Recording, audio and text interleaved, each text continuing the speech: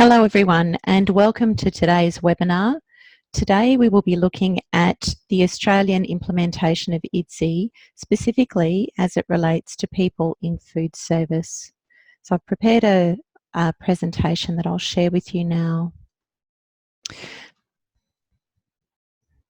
So there we go, the Australian Food Service webinar, preparing for transition from the Australian National Descriptors for Texture Modified Food and Thickened Liquids to IDDSI. So IDDSI International, first of all, wishes to thank and support our sponsors and supporters. We have a number of international sponsors who you can see there. And this is also an appropriate time to acknowledge and thank our Australian Steering Committee, where we have representation from DAA, Speech Pathology Australia, the Institute of Hospitality and Healthcare, IDDSI, Nestlé Health Science, Precise and Flavour Creations. So first of all, what is the IDDSI framework? The framework was published online in November 2015 and is available free of charge from the Dysphagia Journal, where it was published as an academic piece in 2017. IDDSI is a global standardised framework that provides terminology and definitions for texture-modified foods and thickened liquids. It has a continuum of 8 levels from 0 to 7, where we have drinks on one side of the pyramid and foods on the other side of the pyramid. It's a colour-coded model. The colour coding has been designed to ensure that it is suitable for people with red-green colour blindness, and it uses culturally neutral terminology. It includes descriptors, testing methods and evidence for both drink thickness and food texture levels. IDDSI is about safety. It's about safety through common terminology for people of all ages, in all care settings and in all cultures. We've recently seen some information published as recently as June of this year on the BBC News, where they're talking about patients who've choked on hospital food. You can see in the document there that vulnerable patients have died or been harmed because there's confusion about the way people describe food. And the NHS, National Health Service in the UK, wants people to use clearly categorised food texture levels as published by the International Dysphagia Diet Standardisation Initiative to make sure that patients are fed safely and correctly. This has resulted in a patient safety alert that was put out by the British Dietetic Association and also released on Twitter as well. We see evidence of this in Australia also, so independent research again by Professor Joseph Ibrahim, who's looking specifically at preventable deaths in aged care and found that choking is the second highest cause of preventable death in aged care. Professor Ibrahim has recommended that a qualified Australian National Steering Committee develop guidelines to provide residents with texture-modified diets that are specifically designed to be implemented in Australian residential aged care facilities to align with the International Dysphagia Diet Standardisation Initiative. So these are independent recommendations that have come from safety. If we look just very briefly at choking deaths by age, you can see that the incidence of choking is nearly 7 times higher in people aged 65 years than it is for children aged 1 to 4 years. I think we're all very familiar with the choking risks associated with young children, but we're probably less familiar with that choking risk as people get older. So this is where the standardisation is coming from and why it's important that we adopt it. So for Australia, why are we changing then? So first of all, our Australian standards, which were best in class when they were published and based on evidence-based literature, are more than 10 years old now. Secondly, Australia did an evaluation of the uptake of the Australian standards and looked to see whether there was anything missing from the current Australian standards. And Australian clinicians identified that there was a thickness level that they were using that wasn't currently included in the Australian standards. And this was a thickness level that is thick enough to flow through an infant teat, but thinner than level 150 mildly thick, which is too thick to flow through an infant teat. The other big change from the Australian standards is that IDDSI uses objective measurement, which helps to improve patient safety.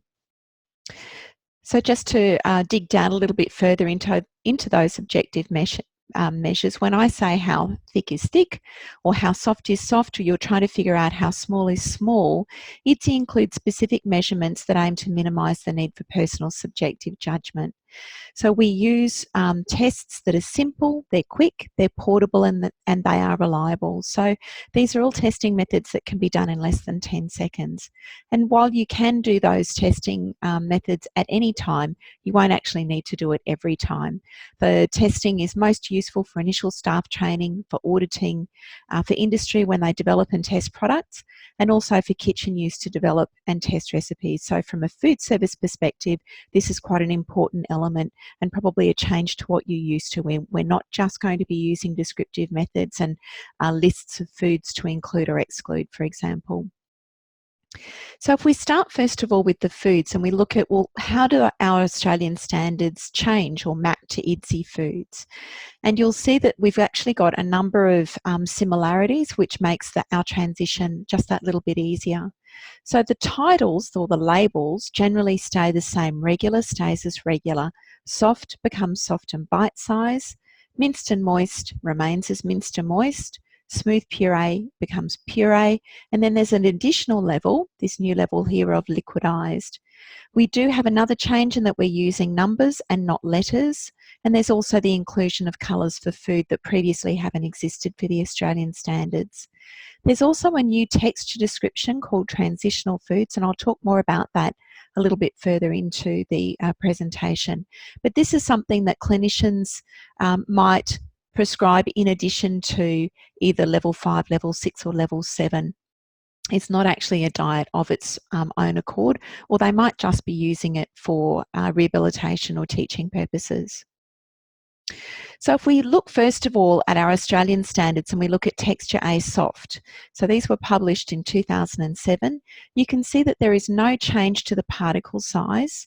So for children less than 5 years of age, for Australia, we said that the particle size needed to be 0.8 centimetres or 8 millimetres, and for adults and children over 5, the targeted particle size was 1.5 by 1.5 centimetres. What IDDSI has done though is included a fork pressure test for the softness, because you can have quite hard pieces that are correct particle size but may not necessarily be soft. The other thing to bear in mind is that when we come to look at the a bit more detail in the Australian standards, you'll see here in the foods, recommended foods to include and those to avoid, for example. You can see that soft sandwiches were included here, but that there was a diacritic above them, that little letter A. Now that letter A says that these foods require case-by-case consideration.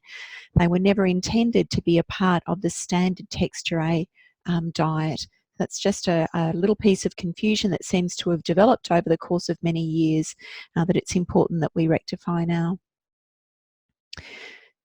We do need consistent terminology and definitions, particularly in this label area around soft. So we have, again, some Australian information here from the New South Wales Ombudsman's report, and there are a number of very sad case studies in there. I want to draw your attention, though, to this one at the bottom here that talks specifically about a soft diet. So we have the death of a boarding house resident from choking on a sandwich after being discharged from hospital on a soft diet without any guidance for the person or the boarding house staff about what that actually meant. So why do we adjust particle size? And I think this is probably easiest to explain when we look at some very short videos. So this is what normal chewing looks like. We're looking side on at a modified barium swallow. You can see the person chewing the jaw, moving up and down, the bolus pushing down in a single bolus and coming down into this back part that's closest to the spine, so going directly down into the esophagus rather than into this space here, which would take it down into the airway. So if we look at, well, what does a chewing problem look like? Why do these people need texture modified food? Why do we need to cut it down to particular particle sizes or mince it, for example, or puree it? So this is what a chewing problem looks like.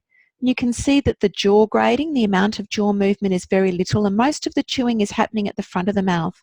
We can also see little pieces falling into the throat, and the person hasn't protected the airway until now. So those pieces, if the person inhaled, could have gone directly into their airway. This next one shows someone who has difficulty with chewing altogether. So this person, unable to chew, just pushes that food back and swallows it whole, this great big piece of food. And you can see that it's actually pulling down into the airway now. That's not going down into the esophagus where it needs to go, but going down into the airway as a choking risk. So IDDSI has some very specific pieces of information about the softness and also the size. So we look at bite-sized pieces, 1.5 by 1.5 centimetres for adult, which is about the size of an adult thumbnail, and 8 millimetres by 8 millimetres for children. So we know that chewing's necessary, that you need good tongue strength and control to move that food so that it can be well chewed and for swallowing. You should be able to easily cut this texture with just the side of a fork. However, that is not the testing mechanism. So we use the IDDSI fork pressure test for this, where you take a sample 1.5 by 1.5 centimetres, you press down into the bowl of the fork, hard enough so that your thumbnail turns to white, but not engaging your wrist at all. So the food should squash easily and not return to its original shape. It should be completely broken apart, not just leaving indentations in it. So both of these elements are critical then, both the size component and the softness component. The pressure that we use there, so that the thumbnail blanches to white, has been registered as 17 kilopascals in terms of pressure, and that's roughly the same pressure that we use for swallowing, so it has some physiologic relevance. One of the questions I'm often asked is, why aren't sandwiches on the level 6 soft and bite-sized diet? And there are a few reasons for this. So first of all, there are many different varieties of bread. There's white bread, brown bread, baguette, multigrain bread, bread rolls, brioche bread, gluten-free bread. So they're all quite different if you think about them. The crumb cell size is different and the moisture content is different. If you think about a rye bread, for example, that's often very dry compared to a bread that's just been freshly cooked and is available from the bakery. The other thing is that you should please give it a try, but you can't actually fork mash bread. Those fibres need to be broken apart with a very strong grinding action. So fork mashing is not possible with that. And that's not even considering the filling that you might put on a bread for a sandwich. We also have lots of autopsy data to show that people have died from choking on bread and sandwiches. So these are published autopsy studies, and you can see that bread and sandwiches feature in all of them. All of them. So the next question that's asked is, well, what do we do if our patients are already eating bread and sandwiches? And the answer is, if they've already been assessed as safe by a speech pathologist for bread and sandwiches, then these could continue to be included. So I want to reiterate, the Australian guidelines always had bread and sandwiches coded for inclusion only after clinical assessment, not as a regular inclusion for texture A soft. The next question I'm asked is, what if our patients don't need their food cut up, but they do need it to be soft or tender? So I think people here are thinking quite often of elderly people who live at home who naturally have chosen to eat softer or more tender food textures. So IDDSI has heard this from the international community that we do need a level of food texture that is soft and tender but not necessarily cut up. And so following an international consultation survey, that level is called level 7, regular, easy to chew. So in regular food, there's no particle size restriction, and this includes all textures. So if we look at this plate down here, you can see that there is the pork chop there. We can see some florets of broccoli. We can see some carrot that's been sliced. All we would need to do is add some mashed potato, and we would actually have a puree and also some soft and bite-sized materials, and then some other things that are harder textured foods. So having a range of textures on the plate is not uncommon even when we're having regular food. Now obviously chewing's necessary, tongue strength and control to move that food for chewing and swallowing is also necessary. So to unpack our level 7, this level 7 regular, easy to chew is soft food without the particle size restriction. So you should be able to easily cut or flake that food just with light pressure from the side of the fork. So The other important thing here is that level 7 means that there is no increased risk of choking. And so thinking not just about the person's chewing skills, but also about mealtime behaviours that might increase risk. So an inability to self-monitor or self-regulate, for example, would increase that risk. You would need to then decide if there was adequate supervision for that person to be safe on that texture level. All of this comes down to a clinical decision and clinical documentation of your choice and your rationale for that choice. So very soon we will have available some patient handouts. So this is just some information about, what the regular easy to chew might include. We've got it both for adults as well as for babies and children. We've in fact got a whole range of handouts for the entire, all of the IDDSI levels. So what about when do we change from paediatric to adult particle sizes? And this is, again, something that was first recognised with the Australian standards and has been carried forward in the IDDSI standards. So to minimise choking risk, all of the autopsy data shows us that food pieces need to be small enough to pass through rather than occlude the airway. So where we need to look then is at tracheal diameter ranges. And you'll see there is in fact quite a range there for, regardless of whether it's paediatrics or even adult males and adult females.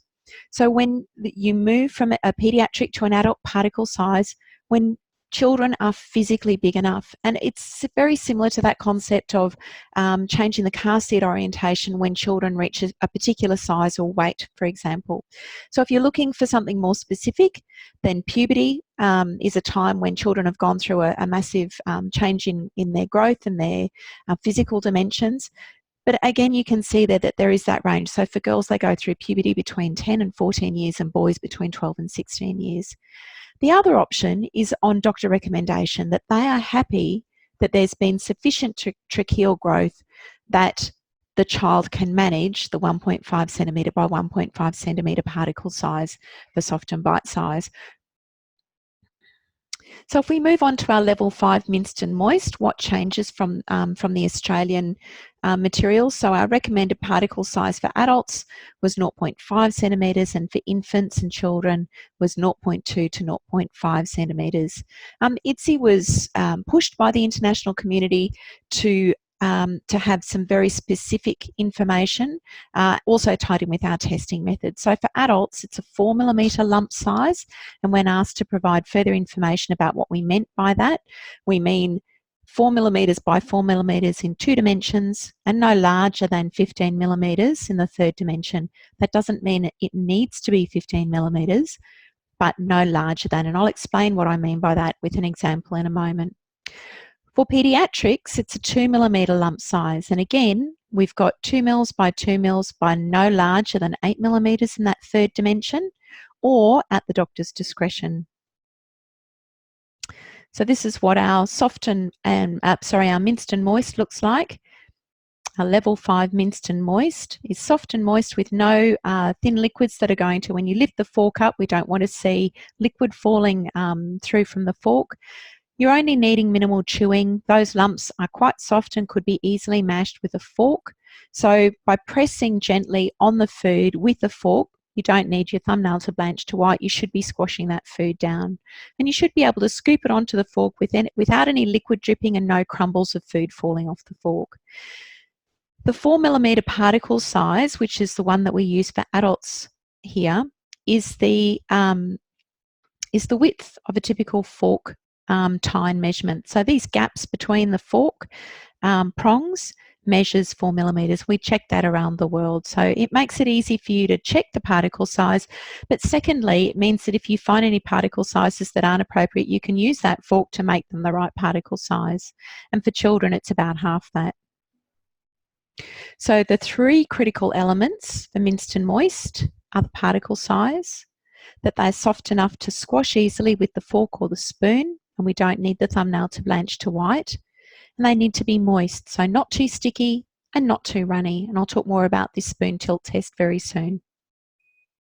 These are some photographs to show you what the difference is. So this is the 4 millimetre lump size, and this is the 2 millimetre lump size. So they're designed to predominantly look like a predominantly chewed bolus. So this is one of the questions that we're quite often asked then. For level 5 minced and moist, we've got some audit documents and the framework says 4mm lump size and the audit sheet says equal to or less than 4mm and no longer than 14mm, and this is an adult particle size example. So do the lumps need to be exactly 4mm? So if the answer to that was yes, then rice, which is 8 to 10 millimeters long but less than 4 millimeters wide, or similar things like orzo pasta or couscous, for example, though pearl couscous, wouldn't be suitable without food processing to reduce the size. If not, well, how were we describing that? So the way that we describe that is 4 by 4 by no more than 15 millimeters. By being able to include rice particles as they stand, it gives you better identification. The patient's more likely to be able to identify it as a food that they would ordinarily eat, and therefore we've got better compliance that's likely to happen there. Also, those pieces are small enough that they could in fact be swallowed whole if needed. So this is just some more examples. These images are simply to show you particle size. So again, the rice is there, the pieces of meat are there. On this one, the pearl couscous, so you can see that turned on its side, it would go through the fork tines, but it's slightly larger than the 4 millimeters if it sits flat on the fork. When you come to serve this, they would need to be mixed together. You don't want them dry. They do need to be moist and to stick together. These are some better images to educate about presentation. One of the other things that we've heard is that while those chopped up pieces are quite good for looking at particle size, they really don't help people to think outside the box in a way of presenting the food so that it looks appetising. So these are just some examples using food moulds, using the paediatric particle sizes. I also wanted to let you know that there are some recipe books that have been developed by the Children's Hospital of Orange County, and they've been very generously made available on the IDDSI website. So you'll find them on our resources page, or if you'd like to email me, I'm very happy to email you copies of them as well. There's one there for minced and moist and also for pureed. Now, these transitional foods are foods that start as one texture and change to another when moisture is applied, so saliva or water or temperature change occurs. And if you think of something like a potato crisp or an ice cream wafer, hopefully you'll understand what I mean. So they start off dry, you do need some saliva to moisten them, but they very quickly become soft and they don't require a lot of chewing. So they're very often used for developmental teaching of chewing skills or rehabilitation of chewing skills. And they could be used alongside any of level 5, level 6 or level 7. So the clinician could add these after they've done an assessment, or they might just be using them in therapy. It's more so that you're aware of what these things are. Our extremely thick or pureed foods. So these have no lumps, so i.e. they are smooth. You should find that many of your current smooth puree items won't need any adjustment, in fact. So they don't require chewing. You should be able to just swallow them whole. They shouldn't be sticky. They should hold their shape on a spoon, fall off in a single spoonful when you tilt it, and they should generally hold their shape on a plate with a little bit of slumping or spreading. When you pick them up using a fork, you should see that there's a mound above the fork and you might see a small tail below, but you certainly won't see it dolloping or dripping continuously through the fork prongs. So in other words, you should be able to eat this with a fork. This is the spoon tilt test. So this has been designed to determine whether the bolus is holding together, and secondly, its stickiness. So the top image is of some Greek yogurt.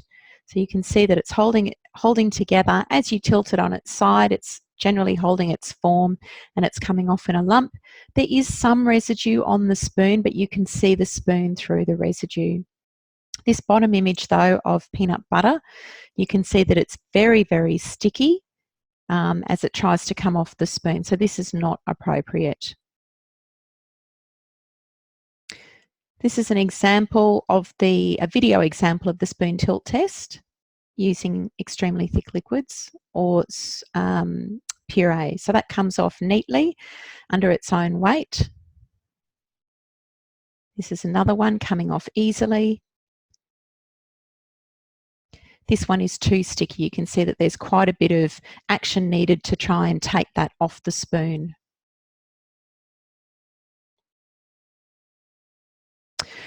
Moving on to liquids then, what happens here? So we've again got some changes.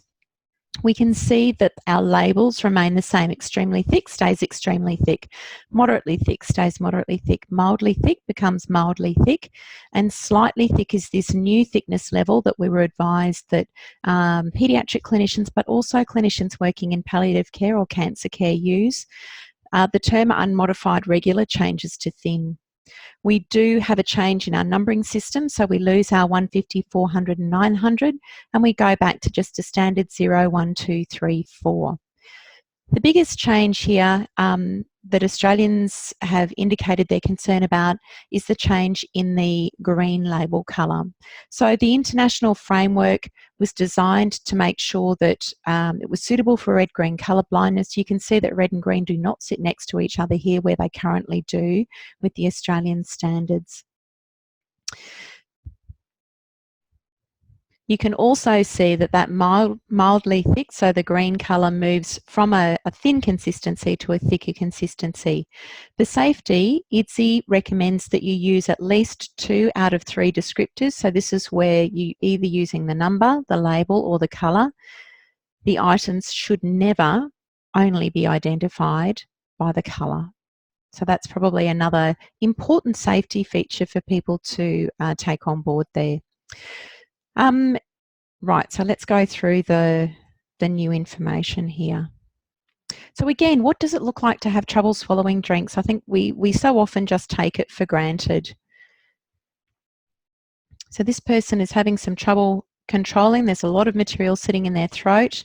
They've done a few swallows, but all of a sudden they've got to breathe, and down this material comes and they're coughing now. But that material has gone down into their lungs here. Some's gone down into their stomach, but they didn't manage to move this up and out of their lungs. Now, some people, as in this example, don't cough at all, and that's called silent aspiration. When we thicken the liquids up, the liquids are more likely to hold together, and you're less likely. We have evidence from a systematic review to show that thickened liquids are protective of people who have swallowing difficulties. In order to evaluate liquid thickness, IDDSI uses the flow test. So the flow test is designed to test liquids the way they move when they're swallowed. So you can see that there's a chamber here that comes down to a narrower portion, which is what we saw in the videos there as well. Before you start testing, we use a 10 milliliter syringe with a Luer slip tip, either centrally or off center. That doesn't matter so much. What is important is the length of this barrel. So measuring from the 0 line to the 10 mil line, it should measure 61.5 millimeters. So the way this test happens is that you remove the plunger, put your little finger over the base, because otherwise the liquid will come out before you're ready. Dispense some liquid in until it reaches the 10 milliliter mark. Use a timer.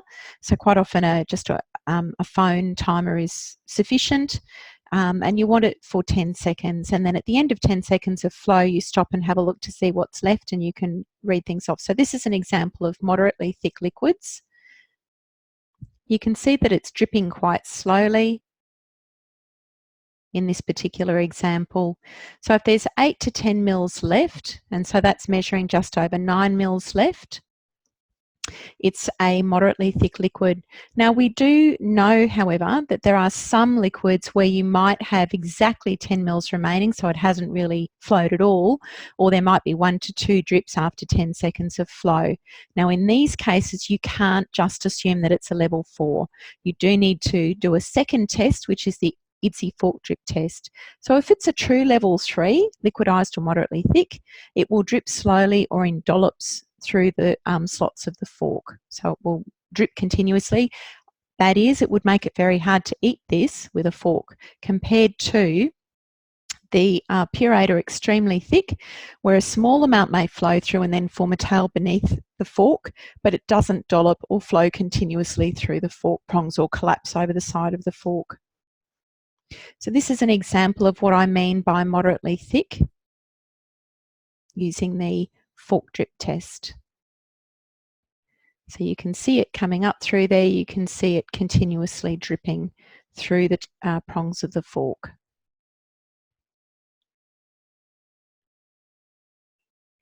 This is mildly thick. This time there should be between 4 and 8 mils remaining after 10 mil. There should be 4 and 8 mils remaining after 10 seconds of flow, and you can see that that flows more quickly. And this is level 1 slightly thick, where we will have 1 to 4 mils remaining after 10 seconds of flow. Now, just a reminder, you can use these flow tests to test drinks, but also to test other things like condiments. So, for example, if you wanted to check salad dressing thickness, you could do that. If you wanted to check nutritional supplement thickness, or even liquid medicines, you can use the flow test for that. People have said, what do we do with thick fluid recipes we currently use? So some groups have created their own recipes. You don't need to change them. Please just use the flow test to categorise them. The other thing that you need to be aware of is that there will be changes to thickness that are associated with temperature. Now, thick liquids have actually always changed thickness with a change in temperature. It's just that you now have a tool that's sensitive enough to show that change. So my best tips from a food service perspective are to take a look at your current food textures and thickened liquids. So simply, do a, pull some out. So I was hearing recently about a hospital where they had 2 half-hour meetings a week, and at each meeting there would be half a dozen meal trays that they would bring up, and it would take them maybe 5 minutes to do the assessments on each meal tray. So use the complete framework, detailed definitions and the testing methods, and then you could create something like an Excel spreadsheet so that you can track, what's in, what needs to change, for example. IDDSI has some audit sheets. These are available on our resources tab, and it gives you all of the information on whether it's meeting criteria or not meeting criteria, what the critical tests are, for example, as well. Now, this is an example from one of the hospitals where they took one of their standard dinner plates and they did the classification. So they looked first of all to see, what was it that might have met the level 6 soft and bite-sized category, and the diced carrots did that. Was there anything at minced and moist? And yes, there was. The cottage cheese and the chopped roast beef met that. Anything at level 4, and mashed potatoes, the beef gravy, the chocolate pudding and the smart balance all met the requirements for IDDSI puree. Anything liquidized, so or moderately thick, and yes, we've got blended vegetable soup and also the nectar thick decaf coffee. This is an example from the US. Anything slightly thick, and yes, the vegetable juice was slightly thick. So there were a range of things there. So all of those items on that tray would have been suitable for someone who needed a soft and bite-sized diet with slightly thick liquids. All of that is quite appropriate. No changes needed. In Australia, we've taken advantage of using a list of foods to include and a list of foods to avoid, as have many countries, in fact. So I know the US, New Zealand, the UK also produces similar things. What I want to draw your attention to is that you really do need to use the IDDSI testing methods to check. Quite often people are just looking at this bit, okay, it's 1.5 by 1.5, therefore we're fine, but forgetting to look at things like the softness part of it. And I use as an example here a banana. I have in fact been up on a hospital ward, gone in to see a patient to see that on their tray, perhaps not quite as green as this, but certainly not ripe enough for them to eat and certainly not appropriate for them. So, that when we look at the different ripeness levels of the banana, a banana may be appropriate or is often appropriate to include, but not always included, for example, because we do need to use those testing methods, and that really does need to be emphasised.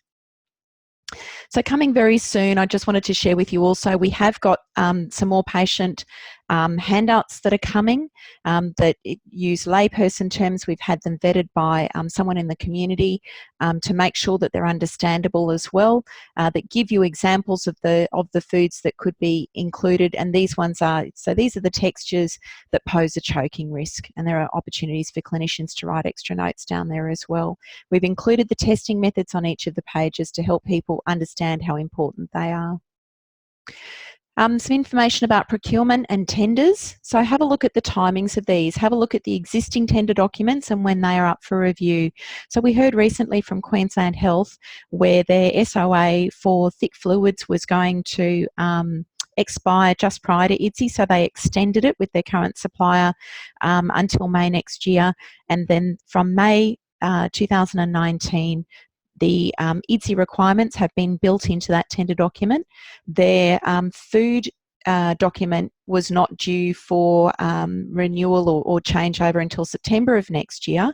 So they have chosen to do their adoption with thick liquids first while they work through the changes to the food document, and they'll make that adjustment in September 2019. So writing IDDSI labelling and product testing compliance into the documents, into the tender documents is recommended.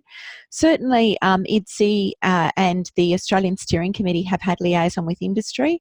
So many industry groups have indicated their support for IDDSI and are actively educating their sales staff. They're creating new IDDSI compliant labelling, and they've tested their products using the IDDSI testing methods to ensure they're IDDSI compliant. So I'm also going to encourage you that if you're from the standpoint of safety, if you've determined that with using the evidence-based IDDSI standards that your hospital or healthcare facility is going to move across to IDDSI, then please advocate for your patients where the labelling of a product is required or still needs to be made, and go back and talk to industry to explain to them why it's important they change their labelling. These are also available on the resources section of the website, and I can again send you any of the resources that you see here. If you're having trouble locating them on the website, let me know. So these are the abbreviations for food service software. We consulted with both food service computer software people and also people in hospitals and aged care facilities. We also made sure that these abbreviations did not fall into the category of confusing abbreviations that are not allowed in medical charts as well.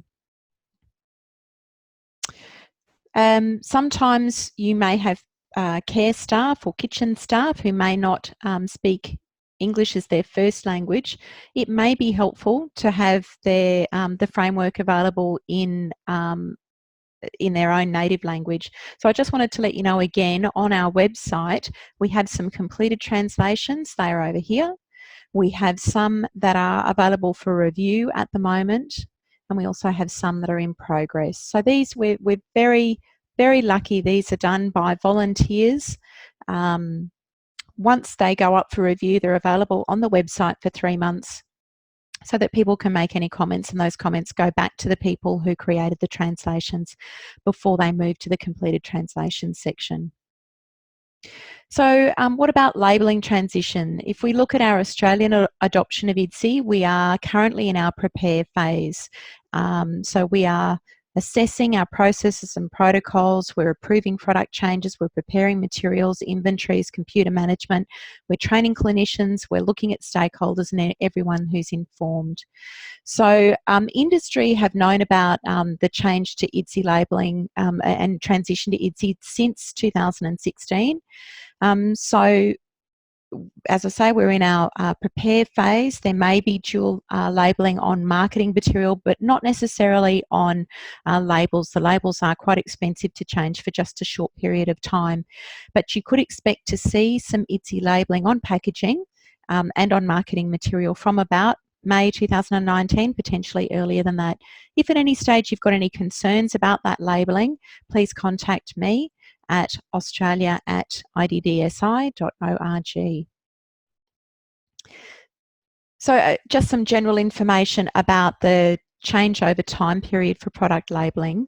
And so for other legislated label change initiatives, so for allergens or country of origin, there's usually a 2-year time frame.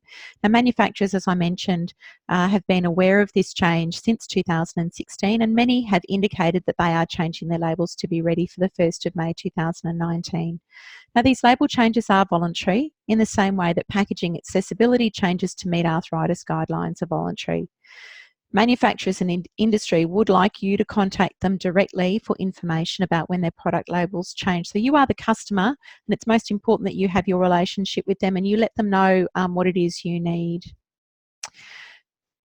Just a further comment on this concept of a voluntary standard. So the labelling for texture modified food and thickened liquids has always been a voluntary standard in Australia and elsewhere in the world, actually.